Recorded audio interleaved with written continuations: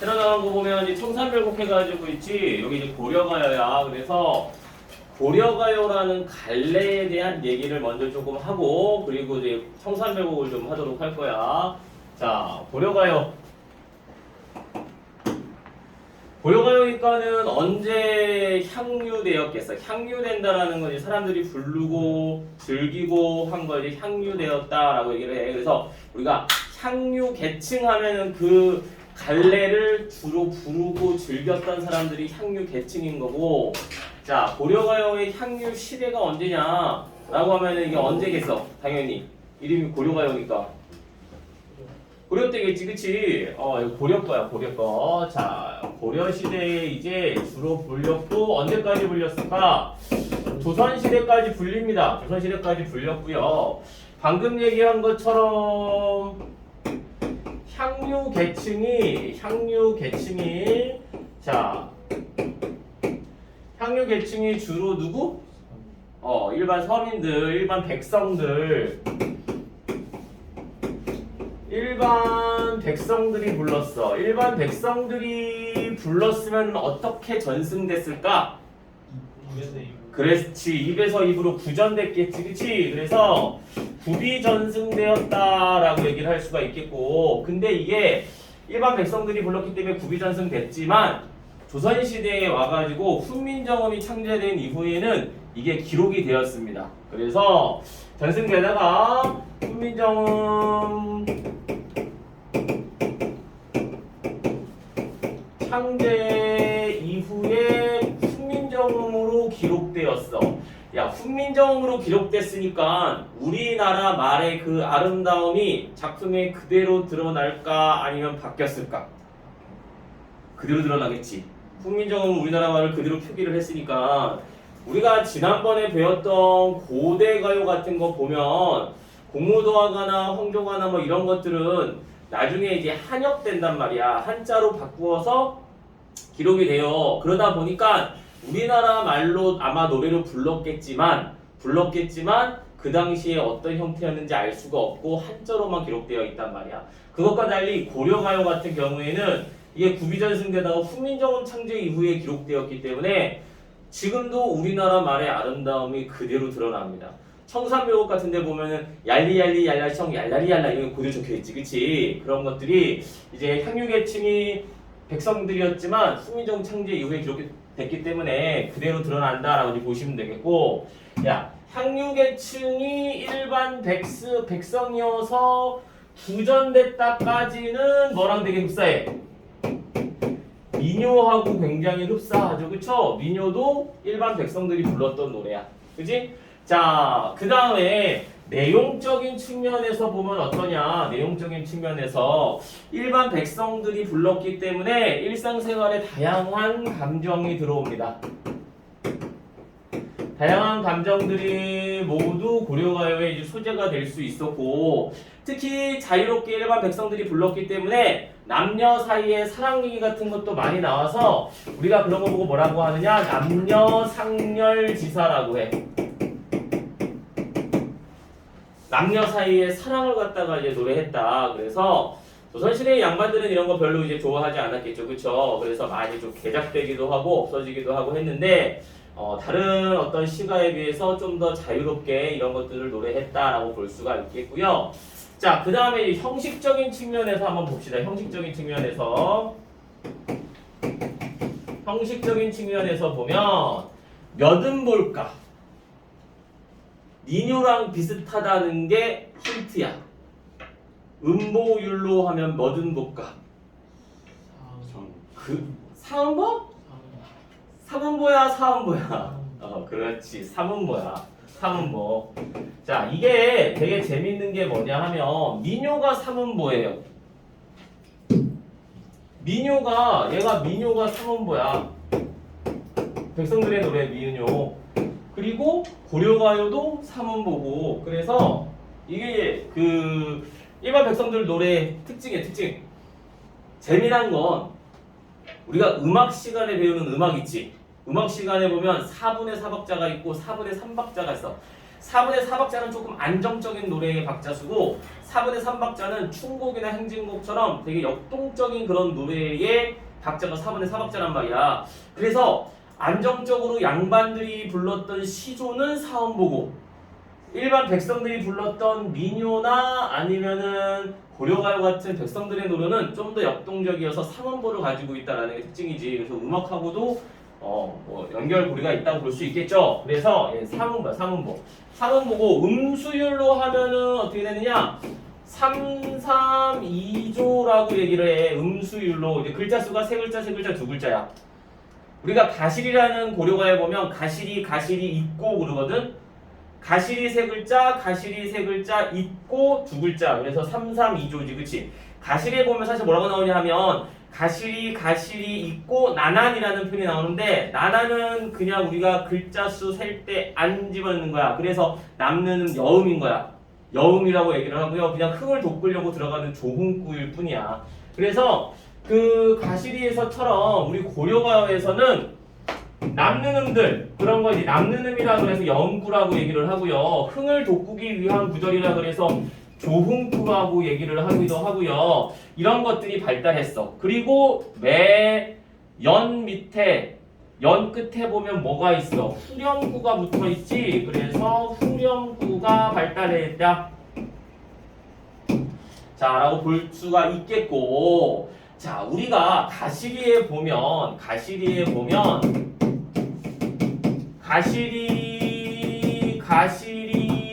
있고 나난 어쩌고저쩌고 하고 맨 마지막에 위증질과 태평성대라고 나와요. 그러면 여기 나난 같은 경우에는 여음구이면서 조흥구지. 남는 음이야. 여음구고 이거 조흥구라고 얘기해. 조흥구. 근데 얘 보고 후렴구라고 하지는 않아. 근데 여기 위증질과 태평성대 후렴구는 이게 후렴구거든.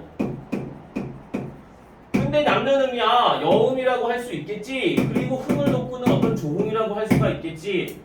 뭔 말인지 알겠지? 얘는 여음구, 조흥구 하지만 후렴구라고 하진 않아. 얘는 후렴구인데 뭐 굳이 가사에 들어가지 않은 여음구고 흥을 돋구는 조흥구라고 할 수가 있겠지, 그치? 그래서 그런 좀 차이가 있고 구분해서 할 필요가 있고 그 다음에 여기 이제 후렴구가 들어간단 말이야.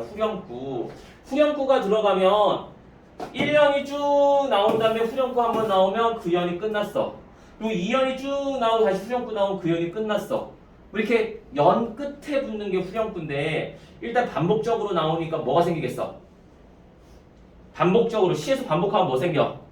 운율 생기지. 얘 이제 운율 형성이 첫 번째 기능이야. 운율을 만들어줘. 자, 그 다음에 같은 위치에서 같은 내용이 반복적으로 나오기 때문에 글에 통일성을 부여합니다. 통일성.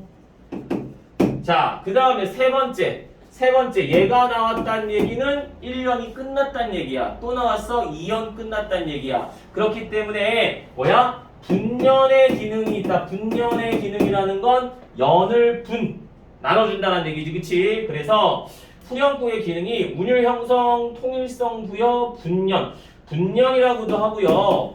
절을 나눈다라고도 하고요. 장을 나눈다 뭐 이렇게 말하기도 해. 그래서 형식적인 측면에서 하나를 더 더하면 고려가요는 분연체다, 분절체다, 내지는 분장체다라고 얘기를 합니다. 자, 라고 하고요. 자, 고려가요. 우리 일반적으로 이제 고려가요라고 하는데 줄여서 뭐라고도 얘기해? 여요라고도 얘기를 하지. 그 다음에 혹은 고려소교라고도 얘기를 하고요. 고려소교에서 앞에 거 빼버리고 그냥 소교라고도 얘기를 하고 시조 같은 것보다 훨씬 길다 그래서 장가, 긴 노래 장가라고도 얘기를 해.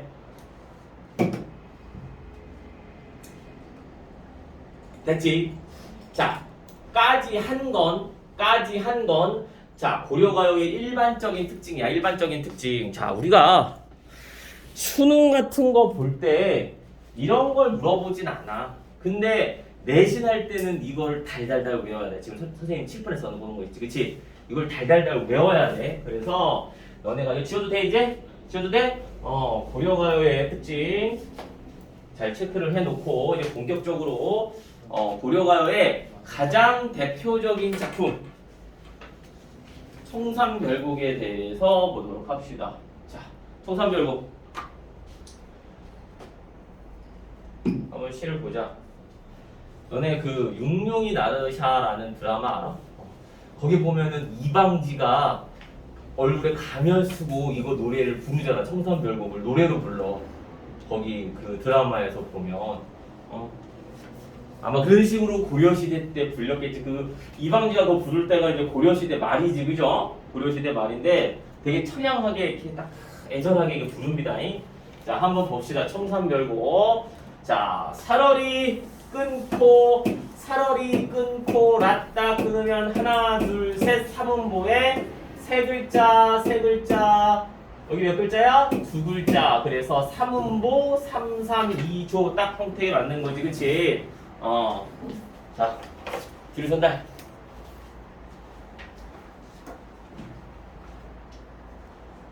그래서 삼음보 332조다 라고 볼 수가 있겠고, 그 다음에 다시 살얼이 났다. 자, 요 내용 A. 그 다음에 청산에 살얼이 났다. 선생님이 잘못 나눴네. 다시 요거 A는 다시.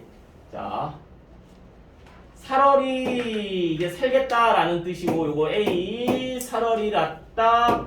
A 청산에 그럼 이게 B야. 이게 살얼이하고 살얼이 났다는 같은 말인 거야. 살고 싶습니다. 청산에 했을 때 이거는 이제 앞에 거랑 완전히 다른 말 나왔지, 그쵸? 그 다음에 다시 살얼이 났다 그러면 앞에서 했던 말이 다시 나왔어. 그래서 AA, BA 반복 구조라고 볼 수가 있겠지, 그치?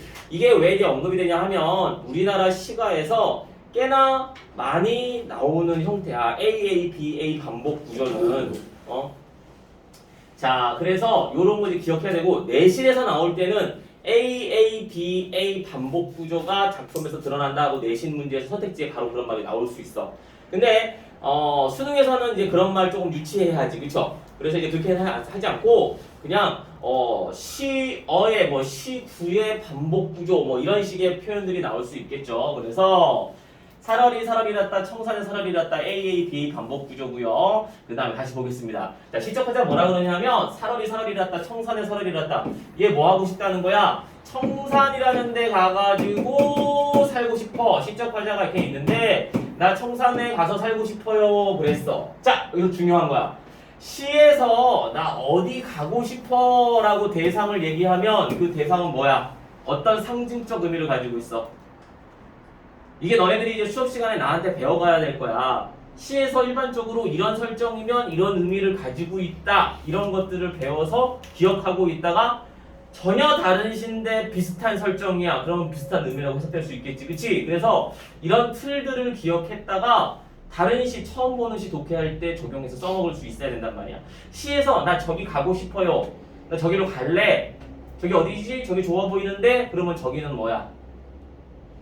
이상향이지, 그치? 청산에 가고 싶어 했을 때 청산은 이상향이야. 우리가 서정주의 추천사라는 작품이 있어요. 거기 보면 어떤 말이 나오냐면 향단아 그네를 밀어라 바다로 배를 내어 밀듯이 나를 저 하늘로 밀어 올려 다오 이런 표현이 나와. 저 하늘로 날 밀어 올려줘. 나 저기 가고 싶어 라고 얘기했지. 그래서 이 시에서 하늘이 어떤 상징적 의미를 갖겠어? 이상향이라는 상징적 의미를 갖겠지, 그치? 그 다음에 백석의 나와 나타샤와 신당나귀 같은 작품에 보면 어디서 나타샤 보고 뭐라 그러면 나타샤야 흰눈이 내리는 날 흰 당나귀를 타고 시골로 가자 시골 마가리에 가서 살자라는 표현이 나와요. 마가리가 이제 오두막집을 얘기를 하는 거야. 그러면 여기 이 작품에서 시골이나 시골 마가리는 뭐가 되겠어? 내가 가고 싶은데 뭐야? 이상향이 되는 거지. 그래서 시에서 나 저기 가고 싶어 하는 거 이상향인데 청산에 가자라고 청산에 살얼이 났다 그랬으니까 청산이 이상향이야. 근데 시의 내용 뒤에 거 쫙 다 보면 내가 청산 가서 살고 싶은 게 거기가 되게 좋아 보여서 가고 살고 싶다 이 내용보다는 내 삶이 너무 힘들어서 가서 살고 싶은 거야. 그래서 얘는 이상향이라고도 얘기하지만 또 뭐라고도 얘기하느냐? 삶이 너무 힘들어서 가고 싶어? 도피처일 수 있겠지, 그치? 청사는 이상형이자 도피처다 라고 볼 수가 있어. 그래서 살고 싶습니다, 살고 싶습니다, 청산에 살고 싶습니다 라고 이제 보면 되겠고, 그 다음에 멀위랑 다래랑 먹고, 자 이거 아래야는 아로 그냥 읽으면 되지, 그치? 머리랑 다래랑 먹고 청산에 살으려 샀다. 이거 사는데 멀위 다래랑 먹고 살고 싶다는 거야. 자, 멀위는 머루야, 머루. 다래. 요거 뭐냐 하면 산에서 나는 산열매야. 그러면 중요한 내용은 뭐냐? 이런 소박한 음식. 소박한 삶을 드러내는 거지. 소박하게 그냥 저런 거 먹고 청산에 살고 싶어요. 청산이 좋아서 그럴 수도 있고, 삶이 힘들어서 별로 도피하는 걸 수도 있고, 뭐 그렇게 대단한 거 없어도 그냥 거기 숨어서 살고 싶단 말이야. 당시 이제 고려 시대가 굉장히 힘들었던 시대라는 거를 감안하면 약간 도피처의 의미가 훨씬 더 강하겠죠, 그쵸? 자, 그게 1년이야. 자, 끝났어. 그 다음에 얄리얄리 얄라셩 얄라리 얄라 라고 되어 있는데 후렴구지, 그치? 후렴구고 아까 얘기했던 기능들을 다 가지고 있고요. 특히 얄리얄리 얄라셩 얄라리 얄라는 다른 고려가요에 비해서 더욱더 또 특별한 게 리을이라든지 이응이라든지 이런 것들을 반복적으로 많이 사용해서, 리을이 흐름소리거든? 그래서 부드럽게 이렇게 흘러가는 느낌이 든단 말이야.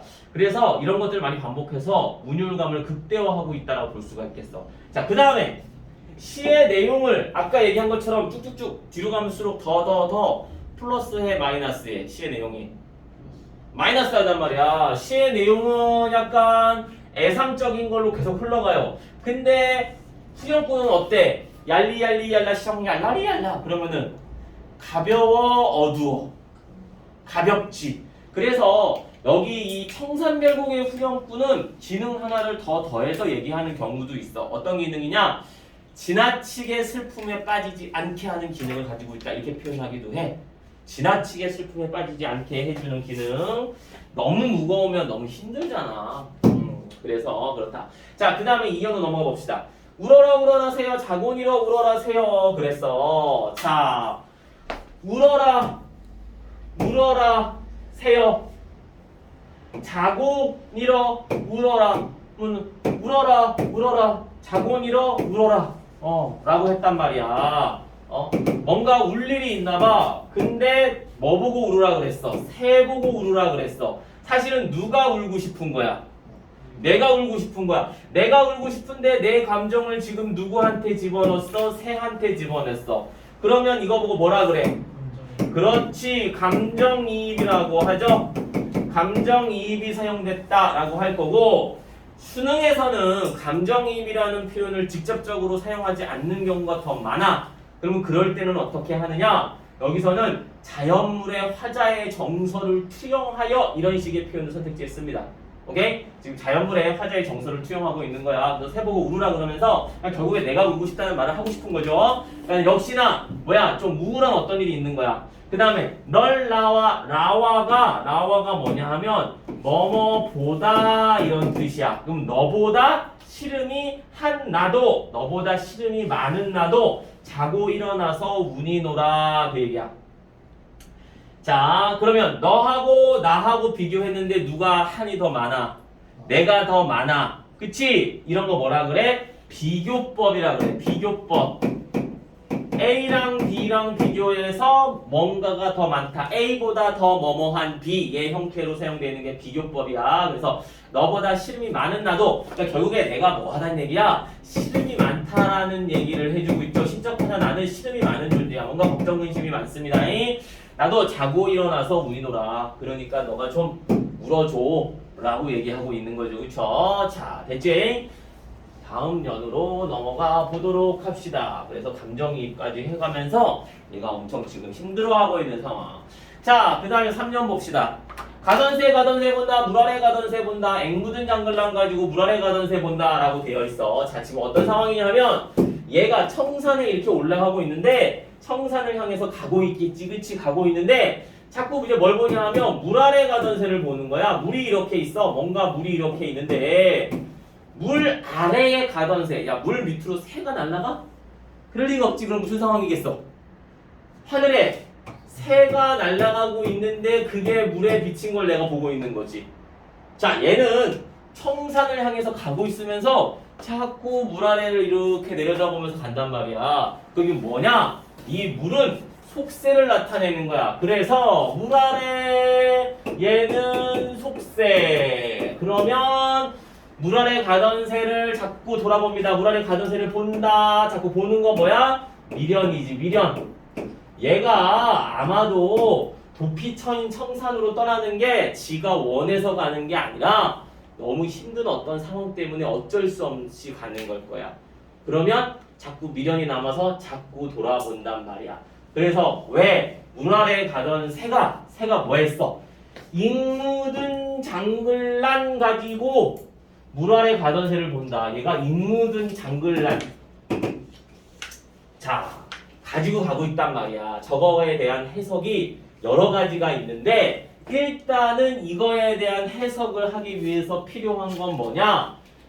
시적 화자가 어떤 존재냐를 정의해야 저 구절에 대한 해석이 나오는데 시적 화자가 어떤 존재냐 세 가지 설이 있는데 선생님이 보기엔 첫 번째 설이 가장 저거 하지만 첫 번째는 뭐냐 하면 유랑민 고려 말에 되게 살기가 힘들어서 백성들이 삶의 터전을 잃어버리고는 이리저리 돌아다니는 거야. 유랑민이라고 보는 거야. 그러면은 여기에 대한 해석이 어떻게 되느냐? 자, 해석 1번. 이게 유랑민이라고 했을 때 자, 위에다가 선생님 정리해 줄게. 자, 유랑민이라고 했을 때는 이끼가 낀, 이끼 묻은 쟁기. 야, 쟁기가 뭐냐 하면 농기구지. 쟁기가 농기구인데 농기구에 이끼가 껴있다라는 건 농사를 짓고 있는 거 못 짓고 있는 거야. 못 짓고 있는 거지. 어떤 앞에서 나온 것처럼 얘가 어떤 근심 걱정할 어떤 상황 때문에 농사를 짓지 못하고 있는 거야. 그래서 이끼가 묻어있는 쟁기인데 그걸 자꾸 미련을 갖고 쳐다보면서 청산으로 떠나고 있는 상황이다라고 볼 수가 있겠지. 그래서 당시 시대 상황이나 이런 것들 보면은 이게 가장 유력하고요. 두 번째는 실현당한 여인이라고 본다라는 설이 있는데 그렇게 되면은 이끼 묻은 뭐가 되냐면 은장도가 돼요. 은장도. 실현당한 여인, 이끼 묻은 은장도. 야, 은장도가 뭐야? 은색의 긴 칼이야? 짧은 칼이야. 왜 장도예요? 이게 은으로 이게 장식되어 있는 그런 칼이야. 그래서 은장도. 야, 은장도가 여인들이 이렇게 왜 여기 조그만 칼 이렇게 품에다가 이렇게 품고 있는 칼 있잖아. 그게 은장도야. 그 은장도의 쓰임이 뭐야? 옛날에 여자들은 지조와 절개, 정조를 중요하게 생각했지. 그 호신용이야? 봐봐. 누가 자기를 겁탈하려고 그래. 그러면은 이 은장도를 빼서 싸울 수 있을까? 요만한 이제 정말 조그만 칼이란 말이야. 그걸 뽑아서 싸울 수 있을까? 상대방한테 상처를 입힐 수 있을지언정 그럼 상대방이 더 열받겠지. 조금 상대가 칼로 좀 그어지면.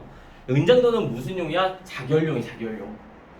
우리 군대 가면 병사들한테는 그냥 긴 총을 주는데 장교들한테는 긴 총과 함께 권총도 준다고.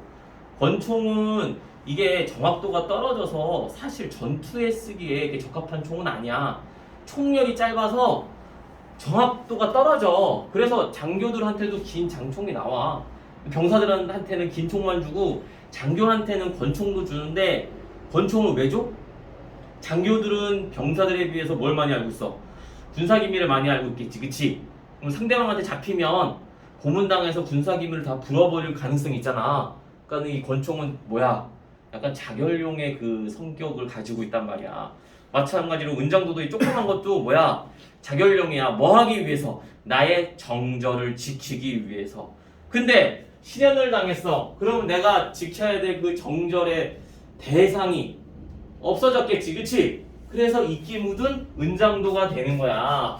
자, 세 번째는 뭐라고 하냐면 세 번째는 이거 실패한 지식인이라고 보기도 해. 그럼 역시나 이끼가 묻어있는 이끼 낀 이게 이제 병장기 정도 생각하. 병장기. 실패한 지식인 뭔가 사회를 개혁하려고 큰 뜻을 품고 세상에 나갔는데 세상에 받아들여지지 못해서 포기하고 청산에 들어가는 거야. 그러니까 내 이 병장기 칼은 세상을 구할 때 써야 되는데 별로 쓸모가 없게 돼버렸지. 그치? 그래서 이끼 묻은 병장기가 되는 거야. 우리가 최치원 들어봤어? 최치원?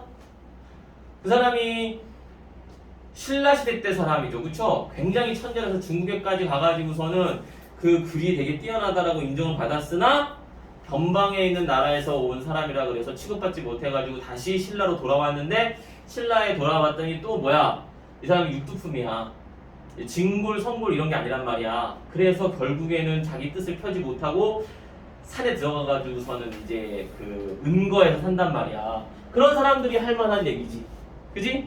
그 사람이 뭐 무슨 사회 개혁안을 막 내놔. 근데 받아들이지 않아. 그러니까 이제 실망하고서는 이제 가버린단 말이야. 그러면 딱 이거죠. 미련을 갖고 쳐다보면서 자꾸 청산으로 들어가고 있는 상황인 거야. 그래서 물 아래 가던 새를 그렇게 쳐다본 겁니다. 자, 그 다음에 이런 공 저런 공 하야 나즈란 지녀서인데 이렇게 저렇게 해서 나즈란, 대낮에는 지내왔어. 대낮에는 그래도 사람들 왔다 갔다 하고 좀 그러니까 괜찮아서 그냥 지냈는데 오리도 가리도 없은 밤을한. 자, 오리도는 올이야. 이가 뭐야? 사람을 가리켜. 사람. 올 사람. 올 사람도 갈 사람도 없는 밤에는, 그러니까는 낮하고 밤하고 대조적인 거죠. 낮은 그래도 사람들이 왔다 갔다 하고 그런 시간대니까 괜찮은데 밤에는 올 사람도 갈 사람도 없어. 그럼 뭘 얘기하는 거야? 외로운 처지를 얘기하는 거지. 외로운 처지. 또 어찌 홀이라. 야, 봐봐. 시옷하고 디귿이 있네. 이런 거 어떻게 읽어? 이런 거 뒤에 있는 거 기준으로 된 소리로 읽어. 오케이? 그러면 시옷 디귿인데 뒤에 디귿이 있으니까 디귿으로 된 소리로 읽으면은 쌍디귿 넣어서 읽으면 되겠지. 그러면 또 어찌 홀이라. 또 어찌 하겠는가? 밤에는 어찌 하겠는가? 너무 외롭다, 힘들다, 뭐 이런 얘기가 되겠죠. 그쵸? 자, 그래서 사연까지 보면 청산에 대한 그런 얘기, 시적화자의 처지에 대한 이런 얘기가 나옵니다. 자, 그 다음에 5연으로 넘어갑시다. 어디다 던지던 돌코, 누구를 맞히던 돌코. 자, 요 문장하고 비슷하네. 뭐야? 대꾸법 쓰였네. 대꾸법. 어디다 던지던 돌코, 돌인가? 누리라 맞히던 돌코, 누구를 맞히던 돌인가? 뭔가 시적 화자가 있는데 돌이 빵 날라와가지고 머리를 빡 때렸어. 그럼 돌이 상징하는 건 뭐겠어? 나를 와서 내 머리 빡 때렸으니까 시련과 고난을 상징하겠지. 시적 화자의 시련 고난이야. 갑자기 어디선가 날라와서 머리에 돌이 딱 맞으면 피할 수 있어 없어? 못 피하지. 피할 수 없는 시련. 이건 뭐라 그래? 숙명적 시련이지. 그치? 운명이야 운명. 이 시련에 빠질 수밖에 없어. 숙명적 시련. 그 숙명적 시련 앞에서는 그 피할 수가 없어요. 그래서 어디다 던지던 돌이냐, 누구를 맞히던 돌이냐, 미리도 괴리도 없이. 자, 미워할 이가 똑같아. 미워할 이도, 미워할 사람도, 괴리도, 괴릴 사람도. 자, 라고 하는데 여기서 됐다 중요한 거 뭐가 나와? 괴다라는 표현이 나와. 무조건 외워라. 무조건 외워라. 자, 괴다가 무슨 뜻이야? 그렇지, 사랑하다라는 뜻이야. 사랑하다. 자, 우리나라 시가에서 거의 절반은 강호 한정이고 거의 절반은 사랑 얘기, 이별 얘기죠. 왜냐하면 사랑 얘기도 많이 있었고 거기다가 충성을, 임금에 대한 충성을 다짐하는 시들이 대부분 여인이 임을 그리워하는 내용으로 이제 변화되어서 쓰인 것들이 많단 말이야. 삼위인국, 송미인국 막 이런 것들 보면 전부 다 시적 화자인 내가 남잔데 시에서는 여인이 임을 그리워하는 내용으로 설정해서 들어가지, 그지? 그래서 그런 게 워낙 많다 보니까 이별 시가가 많아서 이별 시가에서 주인공들은 뭐 하겠어? 상대방을 사랑하냐 어쩌냐 얘기하겠지. 그래서 괴다라는 표현이 무지하게 잘 나와. 기억을 해야 돼. 게다가 사랑하다야. 물론 이제 그 막 발효된 술을 익힌 거, 막 발효한 거 그것도 게다라고 하는 경우가 있는데 이제 정말 가끔 나오긴 해. 근데 대부분 이제 게다는 사랑하다야. 그래서 미리도 게리도 없이 미워할 사람도 사랑할 사람도 없이 맞아서 운이 돌아. 숙명적 시련을 당해서 울고 있는 처지를 드러내는 거야. 자, 유견으로 넘어가 봅시다. 사르리 사라리랐다, 바라리 사라리랐다. 자, 앞에 1년에 나온 구절이 그대로 또 나왔죠. 유견에서. 자, 이번에는 뭐래? 바라레는 바다야, 바다. 바다. 그럼 바다는 어떤 상징적 의미를 갖고 있겠어? 청산하고 똑같죠? 얘하고 바다하고 지금 똑같은 거야. 이상향 내지는 도피처. 지금까지 도키한 거 보니까 도피처의 성격이 더 강하지. 그지? 자, 그래서 바다에 살고 싶어. 뭐 하고서? 자, 이거 봅시다. 나마자기 구조개랑 먹고 나마자기 구조개. 이런 거 선생님한테 배우지 않으면 몰라요. 나마자기가 나문제인가 하는 뭐 그런 건데 그리고 구조개는 굴조개. 나문제인가 하는 이게 선생님도 본 적도 없고 선생님도 청산별곡 이제 아이들 수업해주면서 이제 찾아보고 그러면서 그냥 본 거야. 나도 어떻게 생겼는지 선생님 잘 몰라. 근데 우리 왜 그 산에 가면은 산나물 뜯어서 먹잖아. 그런 것처럼 바닷가에 가면 바다에서 이렇게 나오는 게 있대. 그걸 이제 묻혀서 먹나 보죠. 근데 그거 하고 굴조개야. 그럼 앞에 뭐야? 머루랑 다리하고 똑같은 거야. 소박한 음식이겠지, 그치? 소박한 음식, 소박한 삶을 나타내는 그런 소재다라고 볼 수가 있겠고요. 자, 우리 고전 시가에 보면 소박한 음식을 먹는 거 뭐 별거 대단하지 않지만 소박하게 뭐 이런 거 먹는 거를 갖다가 한자성어로 뭐라 그래? 박주산채라는 말 들어봤지, 그치? 박주산채. 단사표음 단표누항 이거 세 개는 외우셔야 돼. 박주산채, 단사표음, 단표누항 이거 세 개는 외우셔야 돼. 박주산채는 얇은 박자의 술일자야. 얇은 술이 아니라 뭐야? 싸구려 술을 얘기하는 거. 싸구려 술에 산채는 산나물. 싸구려 술에 산나물 먹는 거 박주산채고요. 단사표음은 대나무 도시락의 표주박의 물이라는 거야. 역시나 소박한 음식. 그걸 줄여서 단표라고 하고 누항은 시골, 전원 이런 걸 나타내는 거야. 그러니까 자연이겠죠. 자연 속에서 소박한 음식을 먹고 사는 거야. 그래서 박주산채, 단사표음, 단표누항 기억하시고 나마자기 구조개나 앞에 멀비, 다래랑 같은 의미다 라고 보시면 되겠고 왜 선생님 이런 얘기 하느냐. 시험 문제 나왔을 때 우리나라 밑줄 딱 그어놓고 기억한 다음에 기억과 같은 상징적 의미를 가지고 있는 걸 찾으시오 하고 다른 시 나왔을 때 너네가 골라낼 수 있어야 돼. 물론 다른 시에서 이 한자어 말고 다른 것들도 나와 있을 수 있어.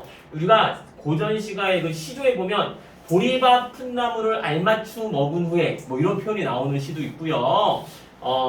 연잎에 밥 싸두고 반찬이란 장만 마라 이런 표현이 나오는 데도 있어요. 그런 것들이 전부 다 뭐야? 소박한 삶, 소박한 음식이야. 야, 소박한 먹거리를 나타낼 때는 그런 게 나오고 소박한 집은 뭐가 나와? 시에서 거의 어떤 집에서 살아? 초가집에서 살지. 그래서 왜 초려삼간 이런 얘기 나오지, 그치? 초려삼간 이런 표현이 나오기도 하고요. 뭐 많이 나오냐면 띠집이라는 표현도 되게 잘 나와. 내지는 뭐 초당 이런 거. 풀초장. 당은 집을 나타내는 거지 초가집 초당이라고 표현합니다. 내지는 띠집. 띠라는 거 기억해둬. 띠. 이제 띠풀 얘기가 가끔 이제 고전시가 강호한정가에서 나와요. 이 띠라는 게 풀이야, 풀. 풀의 일종인데 우리가 초가집 지을 때 볏집이랑 이 띠풀이랑 이용해서 짓는단 말이지. 그래서 그런 집을 우리가 초가집이라고 말할 수도 있지만 고전시가에서는 띠집이라는 표현이 되게 많이 나와요. 예, 띠집 이렇게 나올 때도 있고 뭐 이렇게 띠집 뭐 막 여러 가지 발음이 조금씩 다르는데 고전시가 독해할 때 조금씩 발음 다른 것들은 너네들이 툭 치고 융통성 있게 해석할 수 있어야 돼. 보통 이제 띠집이라고 나와, 띠집. 그래서 이런 것들이 전부 다 소박한 삶과 연결된다. 자, 고리고리해서 우리가 선생님이 띠집까지 해줬어. 이 작품하고 지속적으로 연결이 돼 있진 않지만 관련해서 기억해야 될 거 얘기해 준 거야. 자, 그래서 그런 거 먹고 바라를 사라리 났다. 도피처죠, 그쵸? 자, 그 다음에 7년 봅시다. 가다가 들어라. 너가 지나가다가 이렇게 가고 있잖아 지금. 가다가 들어라. 애정지 가다가 들어. 애정지 외딴 정지 뭐야? 부엌이야, 부엌. 외딴 부엌에 가다가 들어라. 갑자기? 갑자기? 갑자기야. 이게 옛날 노래라서 되게 논리적이고 그러진 않아요. 이제 뭐 가다가 뭐 버려진 뭐 어떤 집에 뭐 부엌 정도 뭐 그런 거 생각하시면 되겠지. 외딴 부엌 가다가 들어라. 사삼이 집대에 올라서 해금을 처거를 들어라 그랬어. 사삼이는 사슴이 집대에 올라서 장대에 올라가서 해금 먼저 알죠? 악기 이렇게 연주하는 거. 악기 연주하는 거. 자, 혀다가 뭐냐 하면 켜다야. 혀다가 켜다인데 켜다면 뭐야? 고전 시가에서 보다 보면 촛불 켜는 거, 불 켜는 것도 혀다라고 하고 그 다음에 악기 켜는 것도 혀다라고 하고 나와. 오케이? 그래서 자 얘는 켜다인데 해금 켜는 걸 들어라 그랬어. 야, 갑자기 외딴 부엌 지나가다가 사슴이 장대에 올라가서 해금 켜는 걸 들어라. 이게 무슨 말이야? 자, 논리적으로 연결되지는 않고요. 그냥 이 부분을 좀 우리가 해석을 하면은 자, 사슴이 장대에 올라가서 해금 연주를 할 수가 있겠어? 없지. 그러니까 그만큼 뭐하단 얘기야? 기적이 필요하단 얘기야. 라는 건 그만큼 뭐야? 시적 하자가 힘들어서 위로가 필요하단 얘기지. 그치? 위로나 어떤 기적, 뭐 자기를 도와주는 뭔가가 있어야 된단 말이야. 혹은 이걸 뭐라고 표현하냐 하면 자, 사람이 장대에 올라가서 해금 켜는 건데 그게 잘못 기록되었다라고 해석하기도 하고요. 내지는 사슴 분장을 한 사람이 장대에 올라가서 해금을 켠다 이렇게 해석하기도 하는데 사람이 올라간 거가 잘못 기록되었다고 보던지 사슴 분장을 한 사람이 장대에 올라가서 해금 켠다고 하는 걸 보던지 얘네들이 해금을 켜는 거 연주하는 걸 듣는다는 건 위로가 필요하다는 거야. 나 너무 힘들어. 위로가 필요해 라는 건데 기적이 필요하다, 위로가 필요하다 라는 건 전부 다 결국에 뭡니까? 화자가 좋은 상태야, 안 좋은 상태야? 안 좋은 상태지. 되게 힘겨운 상태야. 그래서 얘 어디 가려고 그러는 거야? 청산. 그렇지. 이상향, 도피처, 청산으로 가려고 하는 거야.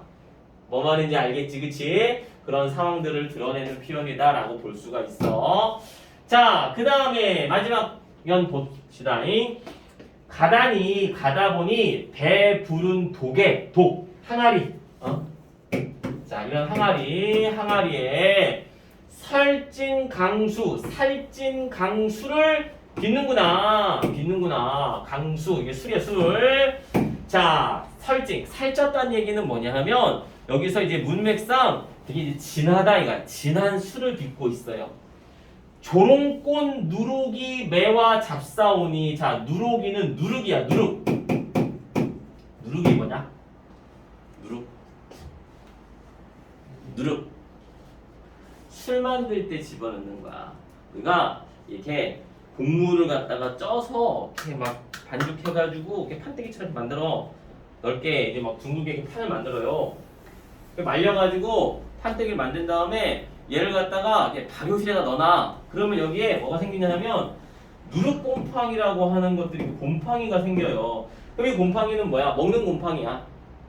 우리가 우리나라 뭐 매주나 이런 거 전부 다 이렇게 발효시켜가지고서는 막 곰팡이 생기고 막 그래가지고서는 된장이나 막 이런 거 간장 이런 거 만들잖아, 그렇죠? 그런 식으로 술 만들 때 발효를 위해 가지고 발효실에다 넣어놓으면 이게 만들어진단 말이야. 그러면 이 판때기를 다시 막 잘게 부셔가지고 다른 재료들이랑 넣어서 놔두면 뭐가 되는 거야? 발효되면서 술이 되는 거란 말이야. 그러니까 얘가 이제 발효를 갖다가 이끈 어떤 촉진시키는 내지는 촉매? 뭐 그런 역할을 하겠지, 그쵸? 그때 필요한 게 누룩이란 말이야. 너네가 선생님이 누룩이라는 걸 갖다 뭐하러 이렇게 길게 설명하고 있을까? 시에서 잘 나오니까 그렇지. 현대시에서 이성부에 누룩이라는 표현, 누룩이라는 시가 있어요. 거기 보면 누룩은 결국 술 만들려면 이게 다 부서져야지 술이 되겠지, 그치? 그래서 누룩이 민중을 나타내고 자기를 희생하는, 다른 민중들을 위해서 자기를 희생하는 그런 자기 희생 뭐 이런 걸 나타내기 위해서 누룩을 쓰기도 하고 막 그런단 말이야. 그래서 현대시에서도 나오는 거고 너네들이 알아야 될 대상이기 때문에 내가 이렇게 길게 얘기를 하는 거야. 어쨌든 이 누룩에 누룩 곰팡이가 필 때 이렇게가 생긴단 말이야. 이게 마치 꽃 모양으로 이렇게 핀다 그래서 조롱꽃 모양으로 피는 누룩이 매와 잡사 맵다는 얘기 진하다 뭐 살찐 맵다 이거 진하다는 뜻이겠죠. 진해서 그러니까 누룩이 발효되는 건 뭐야? 술 냄새 발효되는 그 술 냄새겠지, 그치? 그 술 냄새가 진해서 잡사원이 나를 붙잡으니 내 어찌 할이 있고 뭐뭐 할이 있고 그랬어. 의문문으로 끝났네. 표현 방법 뭐야? 서리법이죠. 서리법이고 내 어찌 할이 있고는 결국 뭐 하겠다는 얘기야? 마시겠다는 얘기지, 그치? 술 마시겠다. 근데 어찌 하겠는가? 아니 자꾸 술 냄새가 나를 붙잡는데 어찌 하겠는가? 술이나 먹어야지. 술 마시겠다는 얘기야. 그러면은 이 술은 시적 화자한테 뭐가 되는 거야? 힘든 상황이잖아. 힘든 상황에서 마시는 술이니까 위로의 의미를 갖는다라고 볼 수도 있고 술 마시고 도피하는 거야. 도피의 의미를 가질 수도 있겠죠. 그쵸? 위로의 의미, 도피의 의미. 그래서 성사수 결국은 전체적으로 되게 힘든 백성이 그렇게 이상향을 그리면서 약간 도피적 의미를 갖고 있는 이상향을 그리면서 세상을 속세를 떠나고 있는 얘기다. 그러니까 사실은 좀 슬픈 얘기야. 그래서 우리 그 육룡이 나르샤에서 이방지가 이거 부를 때 이렇게 막 되게 애처롭게 애상적으로 부른단 말이지. 처량하게. 그래서 그런 시다라고 보시면 되겠고, 자 오늘 그 프린트에 보면 이쪽에 자 선생님이 11문제 정도 넣어놨어. 11문제 정도 넣어놨는데 자 이쪽에 보면 1, 2, 3번 있어. 1, 2, 3번 빨리 풀어보자. 세 문제만 일단 먼저 빨리 풀어봐. 1번이 미끌에 대한 설명으로 적절하지 않은 것 고르시오. 답이 몇 번이야? 5번이겠죠. 대화를 주고받으면 서로 대화 주고받는 내용이 있어 없어? 없죠, 그쵸? 그냥 시적 상황이 제시가 됐을 뿐이야. 그래서 대화를 주고받고 있지 않습니다. 그래서 이거 틀렸다라고 볼 수가 있겠고, 자 선생님이 한 가지 언급 안 해준 게 있어. 뭐냐 하면 이게 이제 8년으로 되어 있잖아. 8년으로 되어 있는데 이게 봐봐. 전체적인 구조를 1년부터 4년까지는 청산이라는 산에 가고자 하는 그 얘기고 5년부터 8년까지는 바다라는 이상향, 앞에는 청산이라는 이상향, 뒤에는 바다라는 이상향으로 가고자 하는 이렇게 대칭적인 구조로 이걸 독해하기도 합니다. 근데 그러면 처음에 청산에 사라졌다 하고 내용이 드르르르 연결되고 그 다음에 바다에 사라졌다 하고 드르르 연결돼야 되는데 바다 얘기가 여기서 나오거든. 그래서 얘하고 기록되다가 잘못 기록된 거야. 이거 순서 바꿔야 돼. 그래서 땡땡 이걸 올리고 땡땡 해가지고 이렇게 청산편 바다편 이런 해석이 첫 번째 해석이고요. 아니야 그거 아니고 뭐야 청산에 사라리 났다 했는데 떼레레레레레 슬퍼. 여기까지 슬퍼. 안 되겠어. 바다에 그러면 다른 대안으로 바다에 살아야겠어. 네레레레레 안돼. 에이 술이나 먹자 이러면서 서사적 구조로 보기도 한다는 거야. 그래서 이 시의 흐름을 해석하는 게 두 가지야. 대칭적 구조로 보고 두 연의 순서를 바꿔야 된다라고 보는 견해가 있고 서사적 구조로 봐서 청산에 살려고 했다가 잘 안 되니까 바다에 살려고 했다가 잘 안 되니까 술이나 먹자 이렇게 보기도 해. 자, 그거 참고하시고 자, 그래서 다시 문제로 가서 1번은 우리가 풀었고 자, 2번 봅시다. 2번은 몇 번이 답이요? 그랬까 3번이 답이에요. 3번에 보니까 윗글에서 화자의 정서가 이입된 3을 윗글에서 화자의 정서가 이입된 3을 뭐 나왔었어? 자고 일어나 울어라 새여 새 보고 그랬지 그치? 보기에 새 나온다 안 나온다? 새 안 나오지 그죠? 그래서 선택지 3번이 답이네. 자, 그 다음에 넘어가가지고 3번 봅시다. 보기는 기억에 대한 설명이다. 자, 기억이 뭐니? 기억이 조롱꽃 누르기 내와 잡사와니 내 어찌하리 있고 자, 보기 뭐라 됐어? 창조적인 발상을 위해서는 일상적 시각이나 고정관념에 매이지 않고 유연하게 생각하는 태도가 필요해. 8년에 대한 다양한 견해가 있지만 누룩 냄새가 화자를 붙잡는 상황으로 해석할 경우 행위의 주체와 객체가 바뀐 표현이 되는데 이렇게 주체와 객체의 역할을 전도하는 방법도 창조적 발생의 방법이 된다. 그래서 이거 뭐냐 하면 주객전도의 표현이야. 주객전도. 주체와 객체가 전도되었다. 주객전도의 표현이다. 라고 볼 수가 있는데 우리가 시를 보다 보면 가끔 시적 화자가 어떤 생각을 가져가지고 어떻게 반응하고 그러는 건데 그걸 시적 화자가 그런 게 아니라 대상이 그런 것처럼 표현하는 게 있어요. 우리가 정철의 관동별곡에 보면 정철의 관동별곡은 굉장히 중요한 작품인데 고등학교 1학년 교과서에 무조건 실렸었는데 교과서 요번에 바뀌면서 대부분의 교과서에서 이게 빠져버렸어. 이게 선생님 고등학교 때도 교과서에 실렸던 작품이거든. 그 옛날부터 우리나라 교과서에 고등학교 1학년 교과서에는 무조건 실려. 고등학교 1학년 2학기에 배우는 게 가장 핵심이 관동별곡하고 중세국어하고 그런데 관동별곡이 빠졌어요. 목동에서 보면 아직도 관동별곡을 가르치는 학교가 있기는 있는데 지금 대부분 빠져버렸지. 근데 이 관동별곡이 엄청 중요한 작품이야.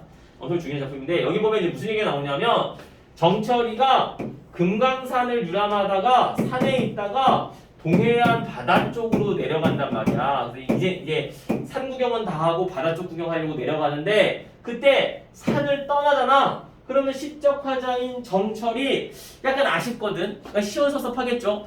바다를 볼 기대감과 그 다음에 산을 떠날 어떤 아쉬움과 그런 감정이 복합적으로 들 거란 말이야. 그래서 떠나는데 자기가 산 떠나면서 아쉬우면서 자기가 이렇게 아쉬워하고 슬퍼한다라고 화난다라고 표현하지 않고 뭐라 그러냐면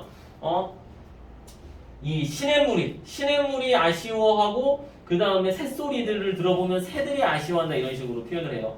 내가 아쉬워하는데 쟤네가 날 보고 아쉬워한다 이런 식으로 바꿔서 표현하는 거지. 그런 걸 주객전도라고 해.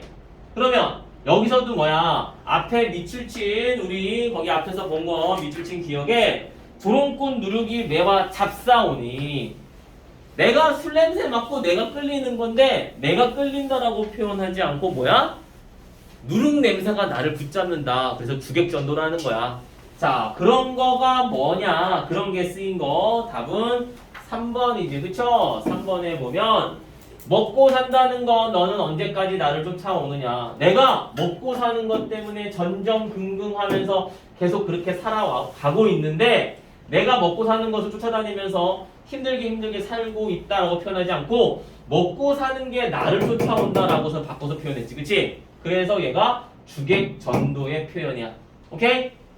정도까지 하시면 되겠고요. 자, 오늘 고전시간 특강은 여기까지 하도록 하겠습니다.